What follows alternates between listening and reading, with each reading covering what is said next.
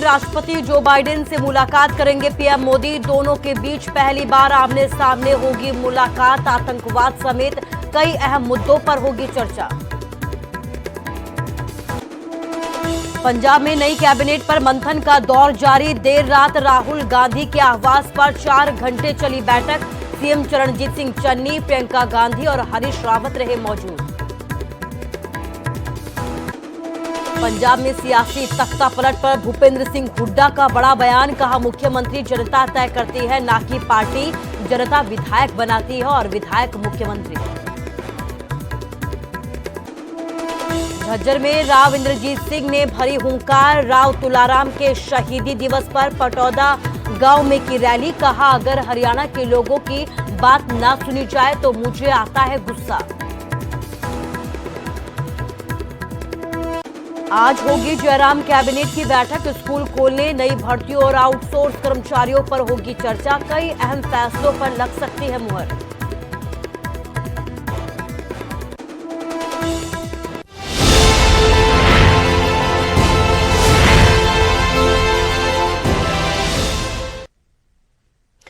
नमस्कार, स्वागत है आपका न्यूज 18 पंजाब हरियाणा हिमाचल में। मैं हूं आपके साथ कुसुम रावत। बुलेटिन का आगाज इस वक्त की बड़ी खबर के साथ करेंगे और आज की बड़ी खबर यह है कि आज बाइडेन से मिलेंगे पीएम नरेंद्र मोदी। पीएम ने कमला हैरिस से भी मुलाकात की। अमेरिका की उपराष्ट्रपति से मुलाकात की। पीएम ने कमला हैरिस को इस दौरान भारत आने का भी न्योता दिया है। जापान के पीएम से भी मुलाकात की गई। जापान के पीएम संग डिजिटल अर्थव्यवस्था पर पीएम ने चर्चा की है। ऑस्ट्रेलिया के पीएम से भी मुलाकात की है। पीएम ने स्कॉट मॉरिसन को अपना अच्छा दोस्त भी बताया। मुलाकात के दौरान कई अहम मुद्दों पर चर्चा की है, लेकिन आज की बड़ी बात यह है कि आज बाइडेन से मुलाकात करेंगे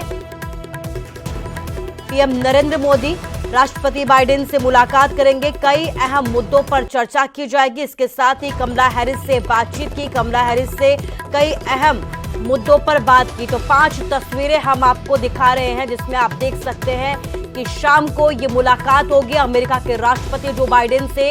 आज पीएम नरेंद्र मोदी के द्वारा मुलाकात की जाएगी। इससे पहले अमेरिका की उपराष्ट्रपति कमला हैरिस से मुलाकात की, उनकी तारीफें की, कई अहम मसलों पर चर्चा की, उन्हें भारत आने का न्योता दिया है। इसके साथ ही जापान के पीएम से भी मुलाकात की। डिजिटल जो टेक्निकल चीजें हैं उन पर चर्चा की गई। इसके साथ ही कई अहम मसलों पर भी जापान के पीएम से मुलाकात की गई, चर्चा की गई। ऑस्ट्रेलिया के पीएम से भी मुलाकात की, सीईओ से भी मुलाकात की। तो मुलाकातों का दौर जारी है। अमेरिका में 3 दिन के दौरे पर पीएम नरेंद्र मोदी गए हैं और इस दौरान वहां पर वो उपराष्ट्रपति कमला हैरिस से मिल चुके हैं, उन्हें भारत आने का न्योता दे चुके हैं। इसके साथ ही आज की बड़ी बात यह है कि आज जो बाइडेन से मुलाकात करेंगे, अमेरिका के राष्ट्रपति से मुलाकात पीएम मोदी के द्वारा की जाएगी। तो देश और दुनिया की नजर आज सबसे बड़ी मुलाकात पर टिकी है, जब पीएम नरेंद्र मोदी और अमेरिकी राष्ट्रपति बाइडेन के बीच ये मुलाकात होगी। कोरोना से जूझ रही दुनिया और अर्थव्यवस्था के बीच ये मुलाकात आतंकवाद के नजरिए से बेहद अहम है। उम्मीदों से भरी मुलाकात। अमेरिका भारत साथ साथ। भारत और अमेरिका दोनों साथ साथ काम करेंगे। आतंक पर मिलकर आघात। पहली मुलाकात बनेगी बात।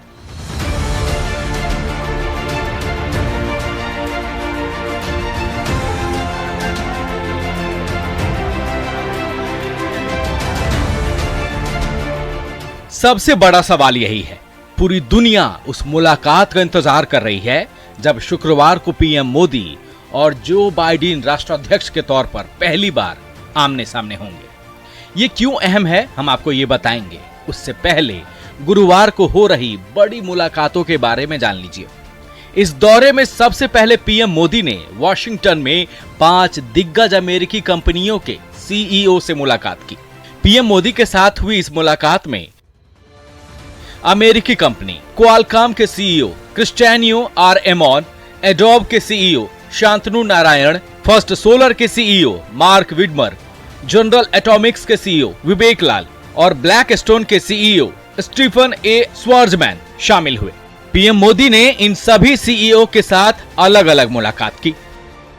इन कंपनीज को इस बेसिस पे चुना गया है कि क्या ये कंपनीज अपना भारत में जो ऑपरेशंस हैं उसको बढ़ाएंगी, क्या भारत में निवेश करेंगी यानी कि इन्वेस्ट करेंगी।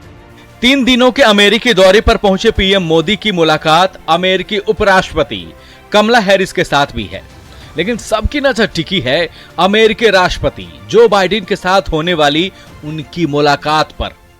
हमारा जो ब्रॉड एरिया ऑफ कोऑपरेशन है और पार्टनरशिप है, इंक्लूडिंग स्ट्रैटेजिक एरिया में और हेल्थ केयर में, डिजिटल आईटी में, एनवायरनमेंट और क्लाइमेट चेंज पे और एजुकेशन एंड नॉलेज पार्टनरशिप पे, ये 5 ब्रॉड एरियाज हैं जिसमें दोनों देश एक दूसरे के साथ क्लोजली कोऑपरेट करेंगे। ये कई महीने में पहली बार होने वाली मुलाकात है। मसलन बाइडेन के राष्ट्रपति बनने के बाद ये पहली मुलाकात है। कोरोना काल में आमने सामने की ये पहली मुलाकात है। अफगानिस्तान में तालिबान की वापसी के बाद ये पहली मुलाकात है। भारत में शुरू हुए मोदी युग के बाद दुनिया ने देखा था 2 शक्तिशाली देशों की दोस्ती का वो दौर, जब 2 राष्ट्र प्रमुख कूटनीतिक प्रोटोकॉल के दायरे से बाहर आकर गर्मजोशी से मिलते थे। ये वो दौर था जब अमेरिका के व्हाइट हाउस में डोनाल्ड ट्रंप का राज था, लेकिन अब अमेरिका में दौर नया है। व्हाइट हाउस में बाइडेन की सत्ता है और उम्मीद है कि ये मुलाकात भी दुनिया याद रखेगी। Bureau report, news 18 network. और अब पंजाब के लिहाज से एक बड़ी खबर। पंजाब में नई कैबिनेट पर मंथन का दौर जारी है। राहुल गांधी के आवास पर 4 घंटे तक एक अहम बैठक हुई। सीएम चरणजीत सिंह चन्नी इस बैठक में मौजूद रहे। इसके साथ ही पंजाब कांग्रेस प्रभारी हरीश रावत भी इस बैठक में मौजूद रही। प्रियंका गांधी भी इस बैठक में मौजूद रही। केसी वेणुगोपाल भी बैठक में मौजूद रहे। कैबिनेट में कुछ नए चेहरे शामिल किए जा सकते हैं और इसी को लेकर अहम चर्चा की गई है। तो 4 घंटे तक ये मंथन बैठक हुई है। सीएम चरणजीत सिंह चन्नी दिल्ली पहुंचे, जिसके बाद ये अहम बैठक की गई। हरीश रावत भी दिल्ली पहुंचे, जहां पर 4 घंटे तक मंथन किया गया। कौन कौन से वो नए चेहरे होंगे जो अब कैबिनेट में शामिल किए जा सकते हैं, और इसे लेकर ही मंथन का दौर लगातार जारी रहा। तो कल चरणजीत सिंह चन्नी पंजाब के नए सीएम दिल्ली पहुंचे और दिल्ली पहुंचने के बाद कैबिनेट, जो नई कैबिनेट बनाई जाएगी उसे लेकर चर्चा की गई, बातचीत की गई। 4 घंटे तक की पूरी बैठक चली है, जिसमें चरणजीत सिंह चन्नी तो रहे ही, इसके साथ ही हरीश रावत मौजूद रहे, प्रियंका गांधी मौजूद रही, केसी वेणुगोपाल भी मौजूद रहे। अब देखना ये होगा कि पंजाब के कैबिनेट में कौन कौन से वो नए चेहरे हैं जो कैबिनेट में शामिल हो सकते हैं।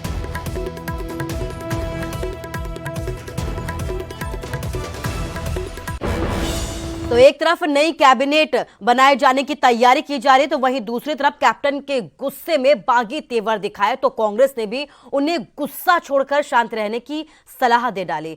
लेकिन कांग्रेस के ये तेवर उल्टे ही पड़ गए। कांग्रेस की सलाह पर कैप्टन ने भी तुरंत वार कर कांग्रेस को ही यहां पर घेर लिया।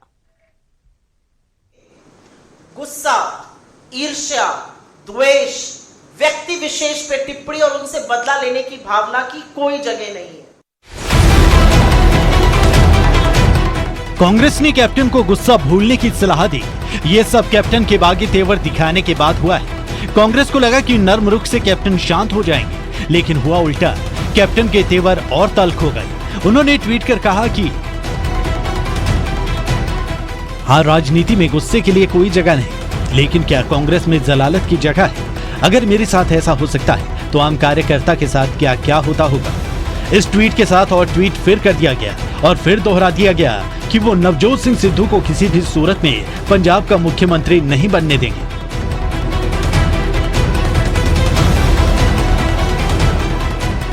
सत्ता क्या छीनी, पंजाब कांग्रेस के नेता भी कैप्टन को सलाह देने लगे। कुछ ने कहा कि उन्हें पार्टी से नाराज नहीं होना चाहिए, तो कुछ ने नाराजगी छोड़ समर्थन देने की बात कही।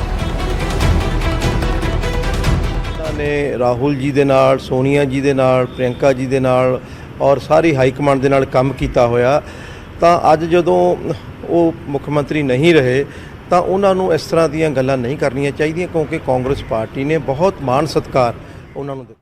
ਸੋ ਇਸ ਕਰਕੇ ਇਦਾਂ ਦੀਆਂ ਗੱਲਾਂ ਮੈਨੂੰ ਲੱਗਦਾ ਸ਼ੋਭਾ ਨਹੀਂ ਦਿੰਦੀਆਂ, ਔਰ ਇਹਨਾਂ ਗੱਲਾਂ ਦਾ ਮੈਨੂੰ ਨਹੀਂ ਲੱਗਦਾ, ਕਿਉਂਕਿ ਸਾਡੇ ਬਹੁਤ ਵੱਡੇ ਲੀਡਰ ਹੈਗੇ ਆ, ਰਹੇ ਆ, ਲੇਕਿਨ ਸਮਾਂ ਹੁੰਦਾ, ਅਸੀਂ ਸਮੇਂ ਨੂੰ ਜਦੋਂ ਭਾਂਪਦੇ ਨਹੀਂ ਹੈ, ਅਸੀਂ ਸਮੇਂ ਨੂੰ ਅੱਗੇ ਨਹੀਂ ਤੋਰਦੇ, ਤਾਂ ਫਿਰ ਉਹ ਸਮਾਂ ਹੌਲੀ ਹੌਲੀ ਤੁਹਾਡੇ ਤੋਂ ਪਰਾਂ ਹੋ ਜਾਂਦਾ। काबिले गौर है कि नवजोत सिद्धू के लगातार विरोध के बीच कैप्टन अमरिंदर सिंह को कांग्रेस ने मुख्यमंत्री पद से हटा दिया था।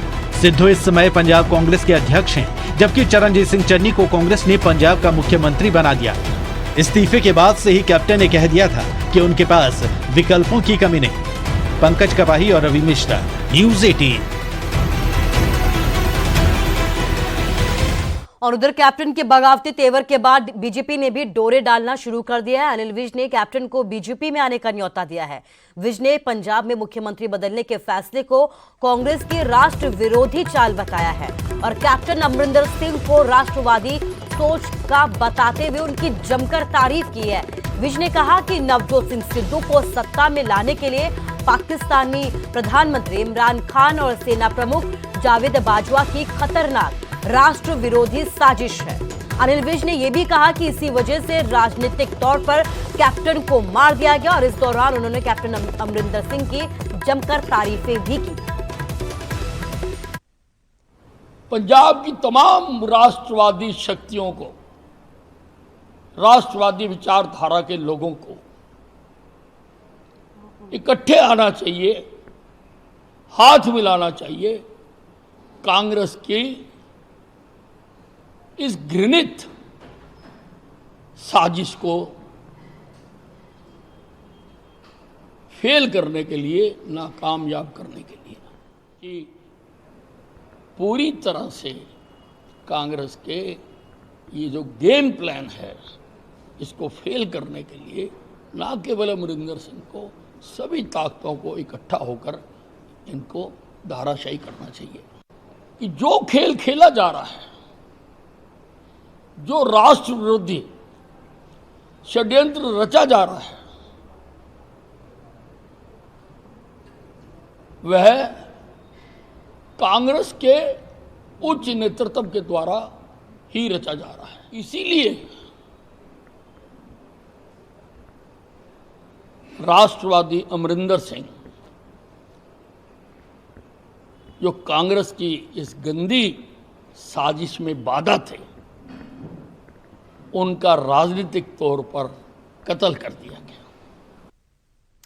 और पंजाब में तख्ता पलट पर भूपेंद्र सिंह हुड्डा का भी बयान सामने आया है। लगातार सियासी प्रतिक्रियाएं सामने आ रही है। मुख्यमंत्री जनता तय करती है, ना कि पार्टी, ये कहना है भूपेंद्र सिंह हुड्डा का। पूर्व मुख्यमंत्री है हरियाणा के, जहां पर उन्होंने ये भी कहा है कि जनता विधायक बनाती है और विधायक मुख्यमंत्री, ना कि पार्टी। तो इस तरीके के बयान भूपेंद्र सिंह हुड्डा की तरफ से दिए गए हैं। हरियाणा के पूर्व मुख्यमंत्री हैं और उन्होंने बड़ा बयान दिया है कि तख्ता पलट पर जो उनकी तरफ से बयान सामने है उसके तहत मुख्यमंत्री जनता तय करती है, ना कि पार्टी। सीएम बदला है कांग्रेस पार्टी ने, उस पोस्टर में आपका छप रहा है कि हरियाणा के अगले सीएम, तो 3 साल पहले ही पार्टी ने तय कर दिया है। 3 साल पहले ही पार्टी ने तय कर दिया है कि आप अगले सीएम होने जा रहे हैं। पार्टी लोग तय करते हैं। और जाटलैंड झज्जर में राव इंद्रजीत सिंह ने शक्ति प्रदर्शन किया। इस दौरान राव विरोधियों पर जमकर बरसते हुए नजर आए। केंद्रीय मंत्री राव इंद्रजीत सिंह ने अपना संबोधन शुरू करते हुए सबसे पहले बीजेपी प्रदेशाध्यक्ष ओम प्रकाश धनखड़ का धन्यवाद किया और कहा कि उनका आभार है कि वो समारोह का हिस्सा बने। मुझे इस बार भी ये भय था कि मैं नेताओं को बुलाऊं और कहीं वे ना आए। राव इंद्रजीत सिंह की रैली में कई सियासी मायने यहां पर अब देखे जा रहे हैं। राव इंद्रजीत सिंह ने रैली में अपने भाषण में कहा कि सरकार को किसानों से बातचीत करनी चाहिए। मैं एक फौजी का बेटा हूं और मैं कभी भी रिटायर नहीं होने वाला हूं।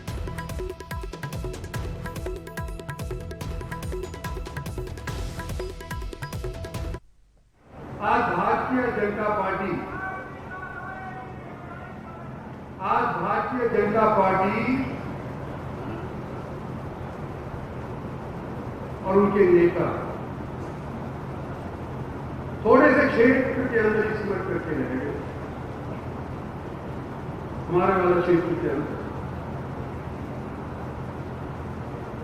और हम प्रयास करेंगे जहां अरेंजमेंट भी करेंगे और मैं आपसे अभी से अनुरोध करता हूँ कि हम मिलकर के यूँ कहते हैं किसानों से भी बात करो, बात नहीं करनी चाहिए। मैं अपने दुश्मन को धन्यवाद करना चाहता हूं सार्वजनिक तौर के ऊपर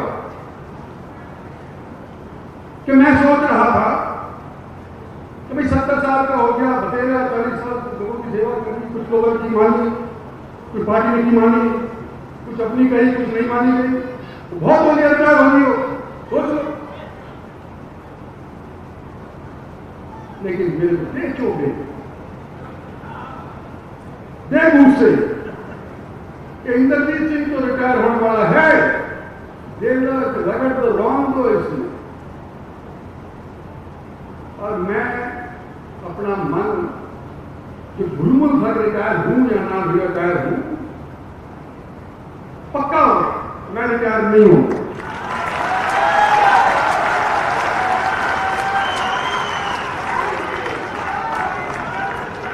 आखिर क्यों? आखिर मैं रिटायर क्यों हूं?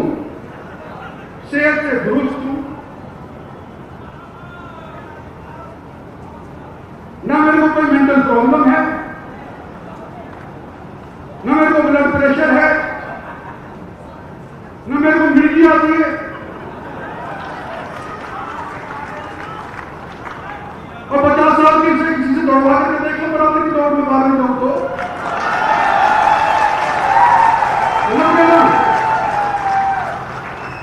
मैं रिटायर क्यों हूं?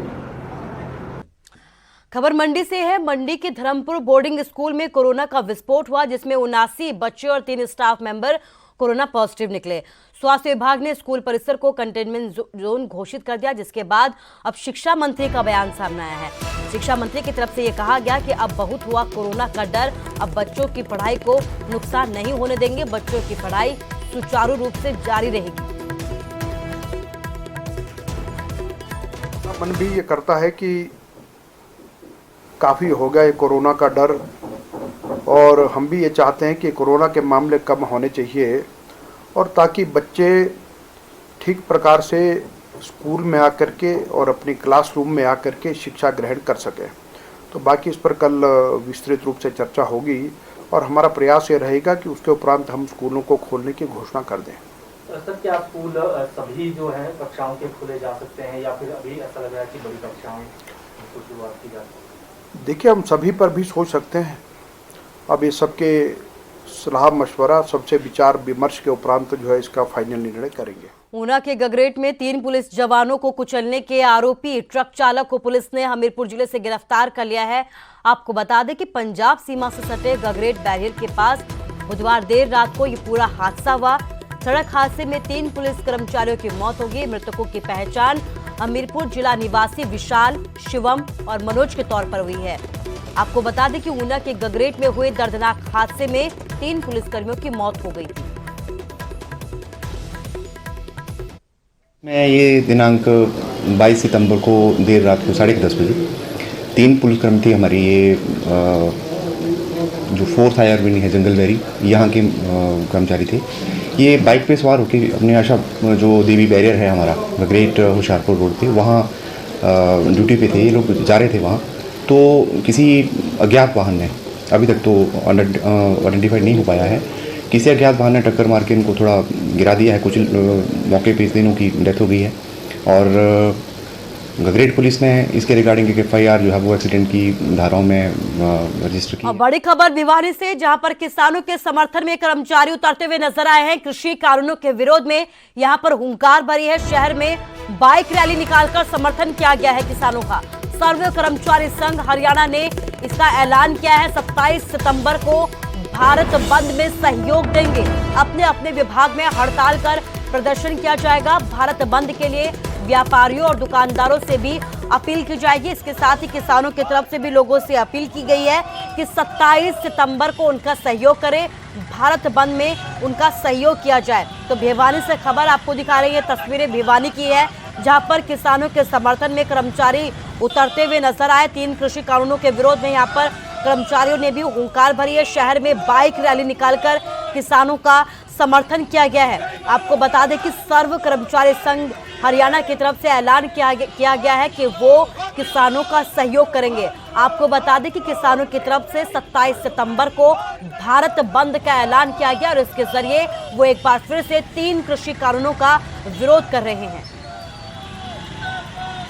हरियाणा के आह्वान पर जो किसानों का 27 तारीख का भारत बंद है, उसके समर्थन में आज हम हमारे जिले में जो समीप का टोल प्लाजा है कितलाना, वहाँ भिवानी और दादरी जिला के कर्मचारी किसान आंदोलन को सपोर्ट करने के लिए जा रहे हैं। आज सर्व कर्मचारी संघ तमाम हरियाणा के अंदर किसानों के समर्थन में आज ये मोटरसाइकिल जत्था में टोल प्लाजा पर लेकर जा रहे हैं। जो किसान लगातार अपना आंदोलन लड़ रहे हैं और उसके साथ साथ आज किसान कर्मचारियों के मांग मुद्दों को लेकर जो सरकार सरकारी विभागों का निजीकरण कर रही है, उस एजेंडे को लेकर भी किसान कर्मचारियों का समर्थन कर रहे हैं। और जो सरकार निजीकरण कर रही है उसका किसान विरोध कर रहे हैं। उस निजीकरण विरोधी दिवस को लेकर और किसानों के जो तीनों काले कानून को वापस करवाने के लिए आज सर्व कर्मचारी संघ का जत्था टोल प्लाजा कितलाना पर जा रहा है। और फिलहाल के लिए इस बुलेटिन में बस इतना ही, लेकिन आप अपना ख्याल रखिए। नमस्कार।